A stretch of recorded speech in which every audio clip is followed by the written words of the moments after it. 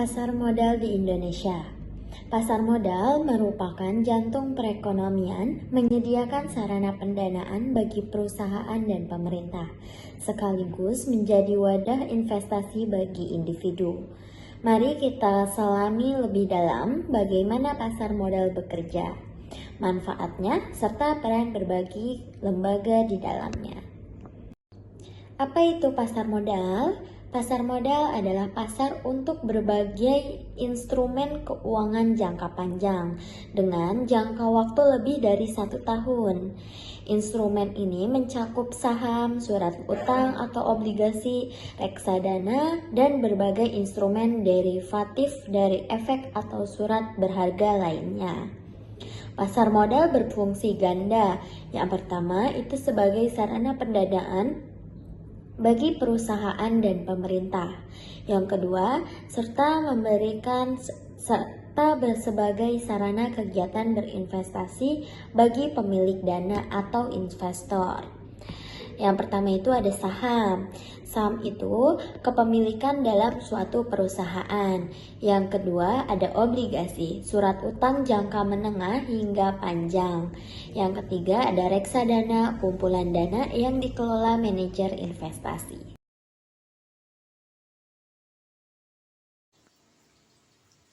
Manfaat pasar modal untuk siapa saja? Pasar modal memberikan keuntungan signifikan bagi berbagai pihak, mulai dari individu hingga negara, menciptakan ekosistem keuangan yang saling menguntungkan. Kemudian ada bagi masyarakat, yaitu menciptakan lapangan kerja dan profesi baru serta peluang untuk meningkatkan kesejahteraan finansial. Kemudian ada untuk bagi investor, menyediakan sarana investasi yang beragam untuk mencapai tujuan keuangan jangka panjang. Kemudian ada bagi emiten, sarana penyebaran kepemilikan perusahaan ke seluruh lapisan masyarakat, meningkatkan transparansi dan akuntabilitas. Selanjutnya ada dari bagi pengusaha, sumber pembiayaan alternatif untuk ekspansi usaha dan pengembangan proyek. Selanjutnya ada bagi negara, mendorong keterbukaan dan profesionalisme, menciptakan iklim usaha yang sehat serta mendukung pertumbuhan ekonomi. Peran Bursa Efek Indonesia atau BEI. Bursa Efek Indonesia, BEI adalah pilar utama pasar modal, bertindak sebagai fasilitator dan regulator untuk memastikan perdagangan efek berjalan teratur, wajar, dan efisien. Perannya apa saja? Yaitu yang pertama membuat peraturan, menetapkan aturan pencatatan, perdagangan, dan keanggotaan. Yang kedua menyediakan sarana perdagangan efek yang efisien. Yang ketiga mencegah pelanggaran, yaitu mengawasi dan mencegah praktik yang dilarang di bursa. Yang keempat menciptakan inovasi, mengembangkan instrumen dan jasa baru. Dan yang kelima mengupayakan likuiditas, memastikan pasar tetap aktif dan likuid. Struktur pasar modal Indonesia yang dimana pasar modal Indonesia didukung berbagai lembaga yang saling terkait, memastikan operasional yang terstruktur dan terawasi. Di sini ada 3 elemen ya, yang elemen yang terluar ada pelaku pasar yang dimana perusahaan efek, emiten, investor, dan pendukung.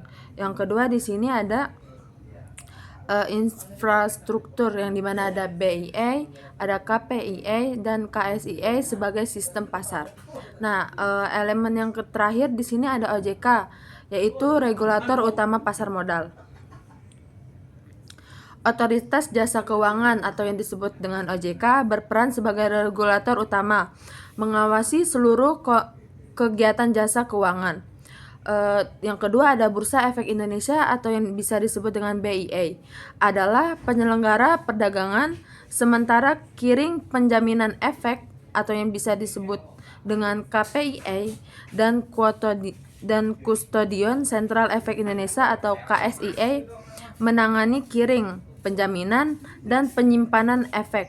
Berbagai perusahaan efek, lembaga penunjang, dan profesi penunjang pendukung operasional pasar menghubungkan emiten atau yaitu perusahaan yang menerbitkan efek dengan investor. Terus materi kedua di sini ada produk pasar modal atau pilihan investasi Anda. Pasar modal menawarkan berbagai produk investasi yang dapat disesuaikan dengan profil, resiko, dan tujuan keuangan Anda. Di sini ada dua ya, ada saham dan sukuk. Saham yaitu yang dimana bukti kepemilikan atas suatu perseroan atau memberikan klaim atas penghasilan dan kekayaan perusahaan investor dalam keuangan dan kenaikan harga atau capital gain dan dividen. Di sini ada, kalau kita mencari saham itu ada aplikasi namanya IDX, yang dimana itu ada Indonesia Stock Exchange, yaitu Bursa Efek Indonesia. Yang kedua ada sukuk, yang dimana efek syariah berupa sertifikat atau bukti kepemilikan investor atau underlying aset. Penggunaan dana sukuk dibatasi pada kegiatan sesuai dengan syariah, dengan imbal hasil berupa bagi hasil, fee atau ujrah atau margin. Di sini ada kayak saham ya, gambar-gambar saham. Yang kedua ada obligasi, yang dimana surat untung jangka menengah hingga panjang yang dapat pindah tangankan. Obligasi berisi janji untuk membayar imbalan berupa bunga pada periode tertentu dan melunasi pokok utang pada waktu yang telah ditentukan. Yang terakhir ada reksadana, yang dimana sarana mengumpulkan dana dari masyarakat untuk diinvestasikan dalam berbagai saham atau instrumen investasi lainnya dan manajer investasi. Nilai pengelolaan dana tercermin dalam nilai aktiva bersih atau 90 NIB. perusahaan efek dan 12,6 juta investor, menandakan bahwa pasar modal Indonesia terus berkembang dan semakin menarik bagi investor. Pertumbuhan ini didukung oleh berbagai inovasi dari tahun ke tahun, mulai dari penyederhanaan registrasi pada 2019, peluncuran EIPO dan produk baru pada 2020, penguatan sistem data dan edukasi digital pada 2021, hingga notasi khusus dan indeks baru pada 2022. Pada 2023, BEI kembali berinovasi melalui normalisasi perdagangan aplikasi IDX Mobile baru, kampanye Aku Investor Saham, dan peluncuran IDX Karbo. Rangkaian inovasi ini menunjukkan komitmen BI untuk meningkatkan kenyamanan, transparansi, dan kemudahan bagi investor. Pertumbuhan jumlah investor di pasar modal Indonesia terus meningkat dari tahun ke tahun. Hingga 30 Desember 2023, jumlah SID pasar modal naik 18% dan SID saham naik 18,4% dibandingkan akhir 2022. Kenaikan ini berlanjut sampai 28 Maret 2024, di mana SID pasar modal kembali meningkat 3,8% dan SID saham naik 5,4% dibandingkan akhir 2023. Total investor pada Maret 2024 telah mencapai lebih dari 12,6 juta, yang menunjukkan kepercayaan masyarakat yang semakin tinggi terhadap pasar modal, serta meningkatnya partisipasi generasi muda dalam investasi. Selain pertumbuhan investor, permintaan terhadap produk investasi berkelanjutan atau ESG juga terus meningkat. Hal ini didorong oleh kesadaran konsumen terhadap isu lingkungan, sosial, dan tata kelola perusahaan. BEI menyediakan produk seperti IDX SGD Leader, yaitu indeks berisi 30 saham dengan nilai ESG tertinggi dan fundamental yang kuat, serta Sri Kehati, indeks yang beranggotakan 25 saham yang dinilai berkomitmen terhadap berkelanjutan. Grafik performa di slide ini menunjukkan bahwa indeks ESG tersebut mencatatkan kinerja yang kompetitif, bahkan mendekati IHSG.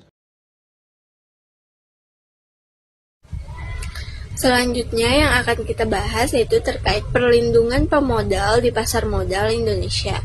Untuk menjamin keamanan dan kepercayaan investor, pasar modal Indonesia dilengkapi dengan sistem perlindungan yang komprehensif.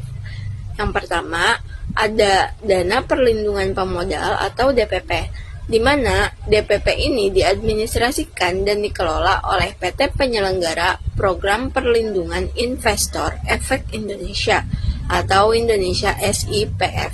Kemudian yang kedua, ada pemodal yang dilindungi, di mana pemodal ini memiliki suku rekening efek atau SRE di KSEI, lalu memiliki SID dan menempatkan asetnya di KSEI.